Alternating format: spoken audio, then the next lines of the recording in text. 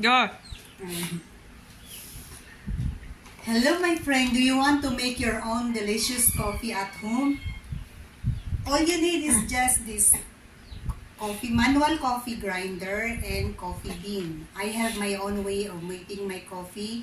I just use this manual grinder and the coffee bean. Then, I just build hot water.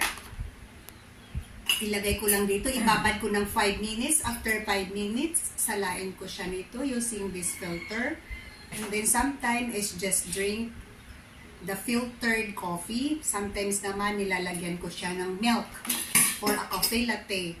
Then there's also other way of making coffee latte. Just i-whisk mo lang yung milk hanggang mag-fruity siya. Ilagay mo na sa coffee. Ayan, meron ka ng delicious coffee latte. So if you want to have your own coffee, you can order me with this coffee grinder and the coffee bean. We have 3 different kinds of coffee. The pure Arabica, pure Robusta, and pure Excelsa. Just call me. I'm Amy Alansabi.